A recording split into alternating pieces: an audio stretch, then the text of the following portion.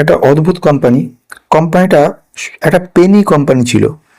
20 টাকা 22 টাকা প্রথম দিকে ছিল কোম্পানিটার দাম।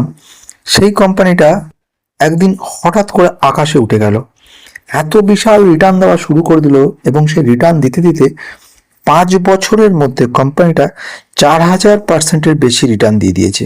মানে অর্থাৎ কেউ যদি 1 লক্ষ টাকা ইনভেস্টও করতে পারতো এই কোম্পানিটার ক্ষেত্রে, তাহলে সেই লোকটা 5 বছরের মধ্যে এই 1 লক্ষ টাকাটা 44 লক্ষ টাকায় পরিণত হয়ে যেত, 44 লাখ টাকায় পরিণত হয়ে যেত। বুঝতে পারছেন বন্ধুরা কোথায় পৌঁছতে পারতো যদি মাত্র 5 বছরে এটাই সম্ভব হতো। অর্থাৎ এই যে বলে না, এই বাজারে যদি সঠিক সময় সঠিকভাবে একটা কোম্পানিতে ঠিকঠাক মতো ইনভেস্ট করা যায়, তাহলে কিন্তু একটা বিরাট বড় রিটার্ন পাওয়ার একটা সম্ভাবনা থাকে। অথচ সেই কোম্পানি কিন্তু ফান্ডামেন্টাল অবশ্যই দেখা উচিত। তাহলে দেখলে এখানে বোঝা যাচ্ছে কোম্পানিটা কিন্তু আস্তে আস্তে কিরকমভাবে উঠে যাচ্ছে। 400, 600, 700, 800, এক সময় যে কোম্পানিটা আমাদের 20 টাকা ছিল, 10 টাকা, 18 টাকা ছিল, সে কোম্পানিটা বাড়তে বাড়তে মানে কয়েক বছরের মধ্যে আমাদেরকে কোথায় নিয়ে চলে গেল। 1700 ছিল, 1800, 1850, 1900, এখন 1900-তে গিয়ে ট্রেড করছে কোম্পানিটা। তাহলে বোঝা যাচ্ছে কোম্পানিটা আরো বেড়েছে, তারপরে কিছুটা কারেকশন হয়ে এখন 1977-এ গিয়ে দাঁড়িয়ে আছে। বেশ, তাহলে বোঝা যাচ্ছে কোম্পানিটার অবস্থা। আমি যদি লেজারটা দেখে নিই, আমাদের 5 বছর রিটার্ন দিয়েছে 4413%। বোঝা গেছে, যদি 1 বছর হয় 900%, 947% মতো আমাদের কিন্তু 1 বছরের রিটার্ন দিয়ে দিয়েছে কোম্পানিটা। তাহলে বোঝা যাচ্ছে এক একটা কোম্পানি যদি সঠিক সময় কেউ ইনভেস্ট করতে পারে, তাহলে সেই কোম্পানি থেকে সে কিন্তু 43 টাকা থেকে শুরু করে কোম্পানিটা চলে গেছে 1300, 1800, 1900, 2300 টাকা পর্যন্ত চলে গেছিল। বোঝা যাচ্ছে কত হাজার% রিটার্ন দিয়ে দিয়েছিল আমাদেরকে। তারপরে সে কোম্পানিটা কিন্তু কারেকশন মোডে গেল এবং এখন একটা জায়গায় দাঁড়িয়ে আছে। কি এই কোম্পানিটার নাম? আচ্ছা, কোম্পানির নাম বলার আগে নতুন থাকলে সাবস্ক্রাইব করে রেখে দেবেন, কারণ বিভিন্ন সময় বিভিন্ন রকম ভিডিও নিয়ে আসবো। এর মাঝখানে একটা মানে যাকে বলা হয় আপনাদের সকলের কাছে একটা ক্ষমা প্রার্থী, সেটা হচ্ছে আমি রোজ ভিডিও আপলোড করতে পারছি না। তার কারণ হচ্ছে আমাকে অ্যাজ এ কনসালট্যান্ট হিসেবে, অ্যাজ এ কনসালট্যান্ট অ্যানালিস্ট হিসেবে আমাকে বহু জায়গায় কাজ করতে হয়, এবং একটা ব্যাংকের ফাইন্যান্স কোম্পানির সঙ্গে যুক্ত রয়েছি, সেখানেও প্রচুর সময় লাগে। এছাড়াও আমার একাধিক চ্যানেল রয়েছে, হিন্দি বাংলা চ্যানেল রয়েছে, সবগুলোকে নিয়ে কাজ করতে হয় বলে এখানে আমার সময় দেওয়াটা সত্যি খুব কষ্টকর ব্যাপার হয়ে যাচ্ছে। এই জন্য আপনাদের সকলের কাছে আমি ক্ষমা প্রার্থী। খুব শিগগিরই আশা রাখছি এরপরে কন্টিনিউ ভিডিও দেওয়ার। আচ্ছা, আজকে যে কোম্পানির কথা বলছি এবার বলি Swan defence and heavy industries. কোম্পানিটা কিসে কাজ করে? কোম্পানি যদি এক কথা বলি ডিফেন্স কোম্পানি, কিন্তু শুধু ডিফেন্স বললে অনেক কিছু বোঝা যাবে না। এগুলো কিন্তু ভেসেলস তৈরি করা কোম্পানি, মানে বড় বড় ভেসেলস গুলো যার মধ্যে কয়লা কিংবা আয়রন ওর বা এই ধরনের জিনিসগুলোকে নিয়ে যাওয়া হয়। এইগুলো বিশাল টন টন, শত শত টন, হাজার টনের সমস্ত প্রোডাক্টগুলো সমুদ্রে নিয়ে আসে টেনে। এতে জন্য যে ফুয়েলটা ইউজ করে সেটা ডিজেল ফুয়েল ইউজ হয়। কিন্তু এরা এই কোম্পানি সারা ভারতে একমাত্র কোম্পানি যে কোম্পানি অ্যামোনিয়া দিয়ে এই কাজটা করছে, যে কারণের জন্য 1500 থেকে 3000 কোটি টাকার বিরাট বড় অর্ডার পরশুদিন এসছে এর কাছে। এটা তো গেল এখনকার ঘটনা, কিন্তু অতীতে এর অর্ডার বুক এত বিরাট রয়েছে, সেটা কিন্তু খুব বড় ব্যাপার। কিন্তু এবারে আসছি সবচেয়ে বড় চমকের ঘটনায়। কোম্পানি তো দেখে নিলে এই জিনিসটা, কিন্তু এর ফান্ডামেন্টালটা বুঝতে হবে।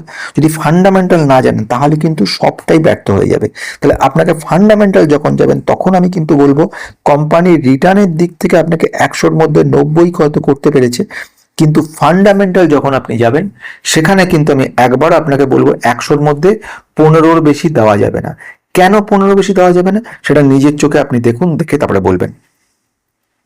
প্রথমত যদি কোম্পানিটাকে দেখি, সোয়ান ডিফেন্স কোম্পানিটা কিন্তু এর যদি পি দেখি, price two earning ratio, valuation দেখতে গেলে আমরা প্রথমে পি দেখিনি। পি কিন্তু কিচ্ছু নেই। আচ্ছা, return on capital employed, return equity কি সবাই পরে বলবো, শুধু এখন এই মুহূর্তে মাইনাস হয়ে পড়ে আছে, দুটোই সাংঘাতিক মাইনাস। মানে এগুলো প্রমাণ করছে কোম্পানিটার অবস্থা খুব খারাপ। আচ্ছা, প্রোমোটার একমাত্র ব্যাপার, 89% প্রোমোটার হোল্ড করছে। আর ঋণের পরিমাণ যদি দেখি, ঋণ পরিমাণ কিন্তু সাংঘাতিক খারাপ অবস্থা।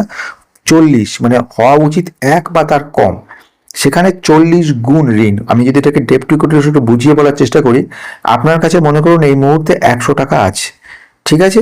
এবার আপনি বাজারে গিয়ে দেখলেন একটা মাছ পছন্দ হলো, তার দাম হচ্ছে 110 টাকা।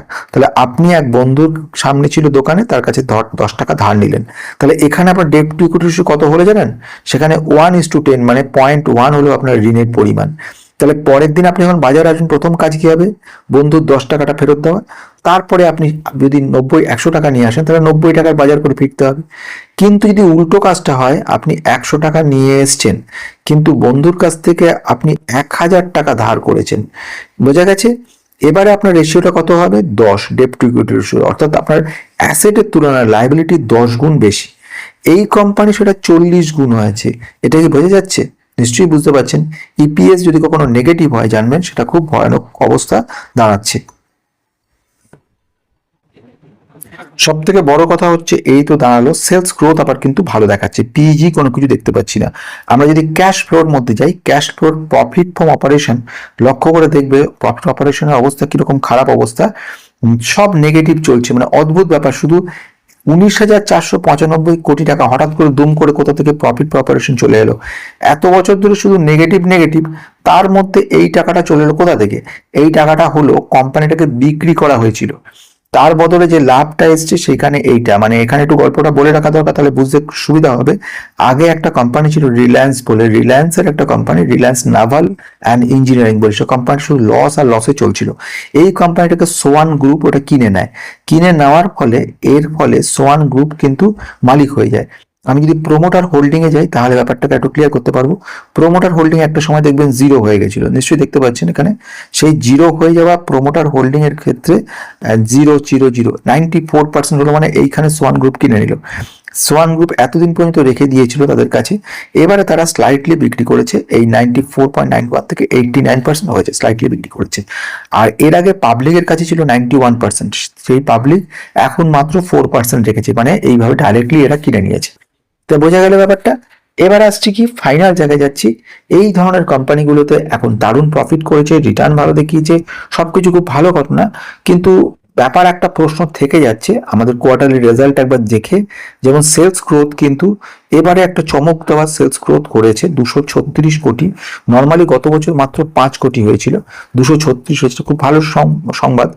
নেট প্রফিটের পরিমাণ যদি দেখি, নেট প্রফিট হচ্ছে 23 কোটি লস যেটা ছিল, সেটা এবারে 142 কোটি লস হয়েছে। লসের পরিমাণটা, যদিও বা সেলস বেড়েছে, কিন্তু লসের পরিমাণটা অনেকটা বেশি হয়েছে। এর সব কারণের জন্য আলটিমেটলি কিন্তু যাকে আমি দেখবো এক্সপেন্সেস, ইয়েস এক্সপেন্সটা প্রচুর এক্সপেন্স হচ্ছে, মেটেরিয়াল কস্ট 185% বেড়েছে। এইগুলো কিন্তু একটা বিরাট ধাক্কা তৈরি করেছে আলটিমেটলি। এখানে অনেক কিছু বোঝার আছে। 17.7% এমপ্লয়ি কস্ট এখানে বেশি হওয়ার কারণ হচ্ছে, কিছু এমপ্লয়িকে মনে হয় বিদায় করে দিয়েছিল এক্সট্রা টাকা পয়সা দিয়ে, তো সেই জন্যই মনে হয় এটা অনেকটা বেশি হয়েছে। যাই হোক, এখন অপারেটিং প্রফিট মার্জিন এরকম কখনো কেউ কোনোদিন দেখেছেন? কেউ দেখেননি ন্যাচারালি। যারা যারা এই ব্যাপার নিয়ে অ্যানালিসিস করেন তারাই দেখেছেন অন্তত যে এত পার্সেন্ট কি করে হয়। যাই হোক, একটা অস্বাভাবিক ব্যাপার দেখাচ্ছে এসব জায়গাতে। আর যাই হোক, কোম্পানি যা করে মানে শেয়ার বাজার আলটিমেটলি যেটা করে সেটা হচ্ছে ভবিষ্যৎ দিকে তাকিয়ে থেকে কিন্তু শেয়ার বাজার কাজ করে, আজকের দিন দেখে না দেখে ভবিষ্যৎ। যদি কোম্পানিটার আগামী দিনে যে বিরাট বড় এদের অর্ডার বুক আছে, সেই মতো যদি এরা চলতে পারে, অর্ডারগুলো এক্সিকিউশন ঠিক মতো হয়, তাহলে পর ভবিষ্যতে কিন্তু খুব ভালো রিটার্ন দিতে পারে। যদি সেটা না হয়, তাহলে পর কিন্তু কোম্পানি কোনো না কোনো সময় কিন্তু মুখ থুবড়ে পড়ার একটা বিরাট সম্ভাবনা রয়েছে।